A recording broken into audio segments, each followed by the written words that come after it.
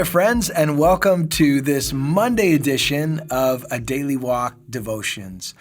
How's your day going so far? You just getting started? You just wake up? Did you have coffee? Do you drink coffee in the morning? I do. I like it.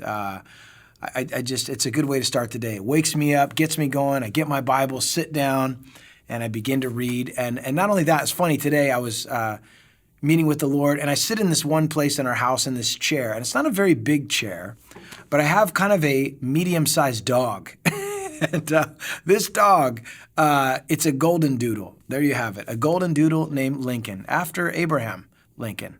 And anyways, he just loves to be right near you. So he gets up in this chair next to me, and it's like, I've got my Bible like this, and I got this big white, fluffy dog next to me. It looks like a pillow, and I just read the Word.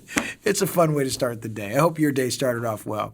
You know, we're in 1 Timothy chapter 3. We're looking at the qualifications that Paul gave to Timothy in order that he could select men to serve in the role of pastor, overseer, elder, bishop, shepherd.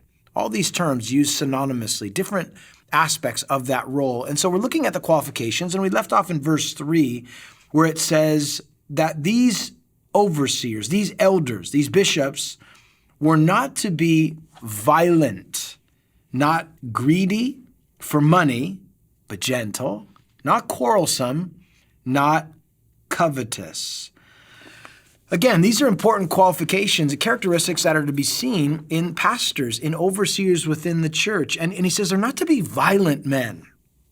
You know, pastors are not meant to have a short fuse and to want to get into fights and, you know, get upset with people and raise their voice and scream at the sheep or threaten people. I mean, being violent, it's hard to see that as a characteristic or a quality seen in Jesus.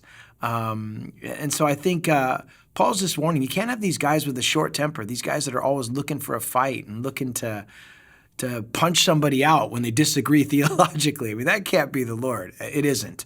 Not violent. That's not what you're looking for when you look for overseers. Not violent. And then he says, also, they're not to be greedy for money. Folks, ministry isn't a means to a lucrative life financially. You don't get into the ministry to make money. I often laughed. You know, I think about going into the ministry and actually being called into the ministry as a young man in my 20s.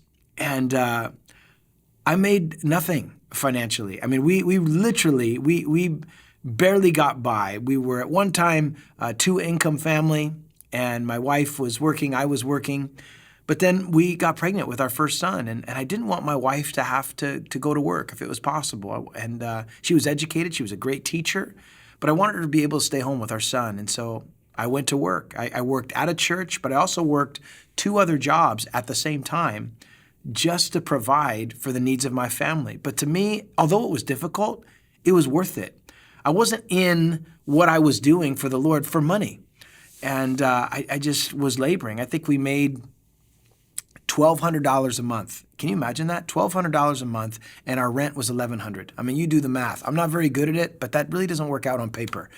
So I went to work and I did other things just so I could do the ministry. There were tent-making opportunities that I had to take advantage of to provide for my wife and to provide for my son. Later on, we moved to another fellowship, and I became assistant pastor, and I made $1,700 a month with no insurance. And I thought, oh my goodness, we're making $1,700 a month.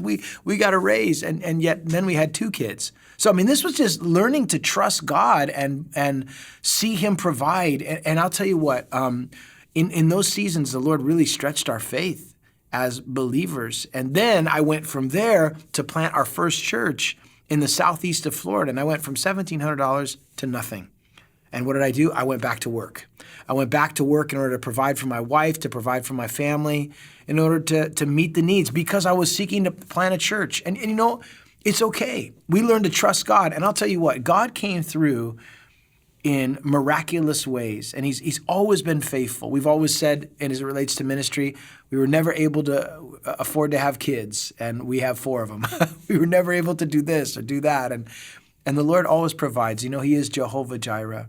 And those that serve in the ministry, You want to be able to make ends meet. You want to be able to provide for your family, but this isn't, you're not in the ministry to get rich. And there are those, sadly, who fall under the category of prosperity teachers that seek to use ministry as a means to an end, to pad their pocket. They take scriptures out of context in order to get money from people. That's not what it's about. And so Paul says, don't look out for those guys that are always, they're greedy for money and they use ministry as an opportunity for that. Also, he says, concerning these overseers, that they're to be gentle, not quarrelsome. There are times when people have differing opinions on subjects theologically, biblically. Maybe they have a particular bent and belief concerning something that differs from me or differs from you. How do you respond to that? I think when you're faced with somebody where there's a disagreement, that you can be mature enough to disagree agreeably. I don't have to win every argument. I don't have to, somehow prove that they're wrong and I'm right. Sometimes you can be so right, you can actually be wrong. And as a shepherd, I want to be able to dialogue. I want to be able to have conversation. I want to hear what you think and process what you think, and hopefully you'll be able to hear what I think, and we'll be able to have conversation. You need to be gentle, not quarrelsome, not always looking to start an argument, finish an argument. You always have to be right. Sometimes, it's just best not to even engage in those kind of conversations. And there are various theological leanings that just always seem to gravitate toward arguments.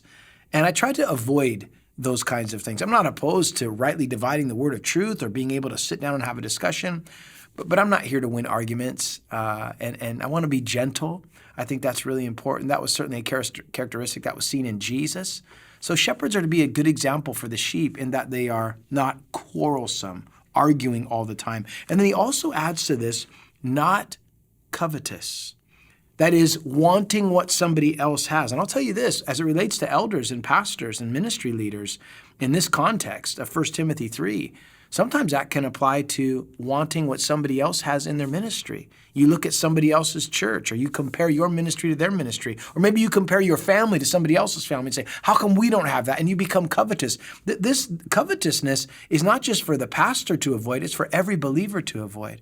Are you jealous of somebody else, what somebody else has? Do you wish they didn't have it? Hey, listen, that's a sin. Repent of that. Allow the Lord to cleanse your covetous heart and rejoice with those who rejoice, and be glad for what God's doing in somebody else's life.